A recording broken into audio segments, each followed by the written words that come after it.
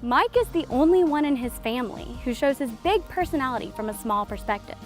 Dwarfism occurs in all races with equal frequency in both men and women.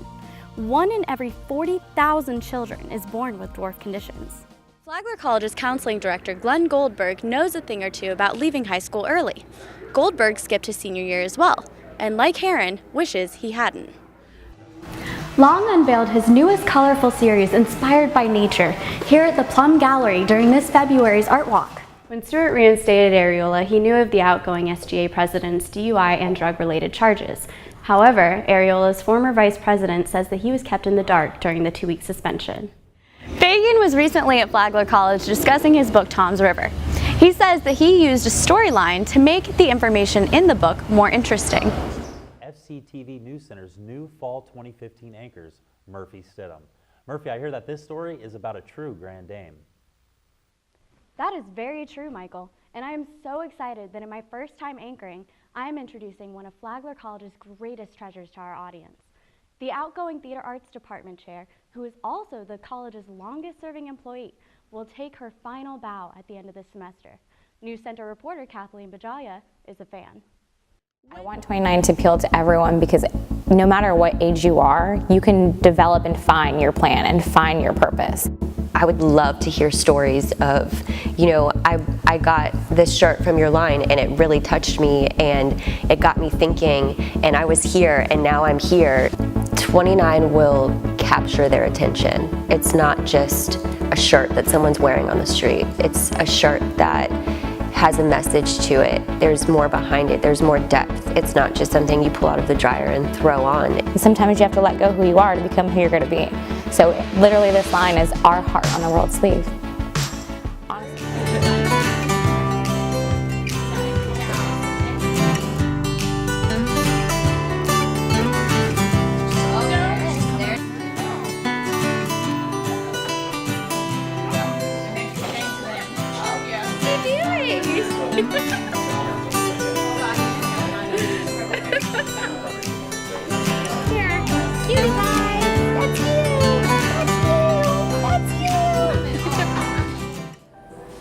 I am originally from the Bay Area in San Francisco, and we went on a road trip about 3 years ago, drove cross country, and we're living on my brother's couch for like 3 months.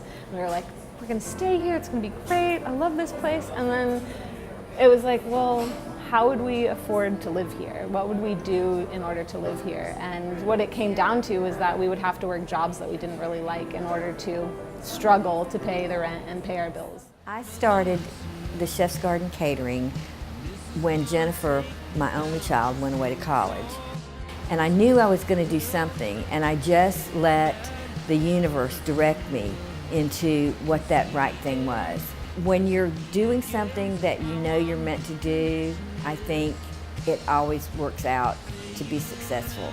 We dreamt of having a coffee shop since as long as I could remember, but I knew just coffee wouldn't work.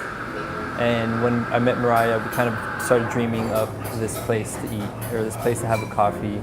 And we travel a lot, so it was like, these are the type of places we would look for in different cities. So we're just like, well, we're living in Jacksonville, let's create this place that we love so much in other cities. Let's just create it here in our own city. Same time that this was happening, my mother decided that she was going to get back into cooking professionally. She wanted to open a restaurant. And so I told her, I said, well, I will help you get it started because I have the time. Along the way, I fell in love with cooking. I fell in love with all of it. I fell in love with the hard work, the romance of it, like having a crew, like not letting anyone down. And so it got to the point where I had to really think about what I was gonna do because I was making like really good money doing this computer stuff. Do I really wanna leave all that behind and go slave in a kitchen making like nothing? Yes, this is what I'm gonna do. That's a great plan. So like it was a great decision. Opening 13 Gypsies was not my idea. My mom came up to me and basically said, it's time for you to do your own thing. And she said, start looking for a property and go open up your own place. And I said, okay. Mike Sweetles is a grown man of 22, but this is how the world looks to him, because Mike is a dwarf. I first noticed I was different. It was about maybe 2 years old. I have a scar in the back of my neck and I had spinal surgery. And without it, I'd probably be in a wheelchair today and I wouldn't have no chance of walking. I didn't learn to walk until I was about 3.5 years old. Thomas Long has been a pyromaniac since he was a kid. He turned his love for fire into a business that is now pushing out $250,000 projects. You know, and it seemed like, to me, it seemed really appealing, the idea of controlling something that was in a molten state, that was, you know, basically shaping lava with your hands, you know. I mean, what pyromaniac wouldn't love that? Recent news stories have brought to light the effects chemical pollution can have on bodies of water. But this problem is not a new one for residents of Toms River, New Jersey. 40 years ago, it became a cancer hotspot. Science journalist Daniel Fagan decided the best way to explain the science behind this pollution was by telling a story with real characters people can relate to. I've heard from thousands of people at this point is that, gee, I never thought that I could actually enjoy a book about science, about a scientific process. And enjoy is a hard word to use for a book that's about children who got cancer, because there's nothing more sad, more horrible than what this community went through. Parker says she had to speak to a 4th grade group about when the Spanish settled in St. Augustine. And she wanted to come up with a clever way to help 9 and 10-year-olds picture just how long ago that really was. By the time that they were establishing Plymouth and Jamestown, the children that stepped ashore with Menendez already had their own grandchildren. She says she wanted to relate the historical facts from hundreds of years ago to something people in 2016 would know now. And I thought, well, they do understand their grandparents being really old. They think, you know, so I thought, so I'll equate that, gee, their grandparents were little, which is almost unimaginable to them. I see trees of green, red roses too. I see them bloom for me and you. Saying, how do you do?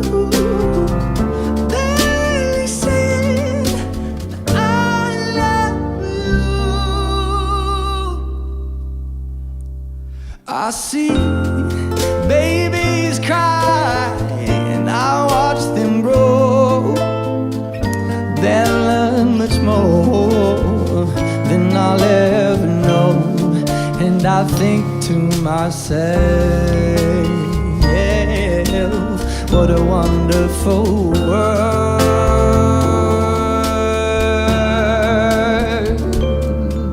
It actually feels like candy to me and I just want to eat it. But it's glass, so you can't. Karen Sheridan, the Plum Gallery curator, calls Long the king. She says people come in from the streets when they see his art through the windows. They just come in, they gravitate it to the color and the lighting and the composition.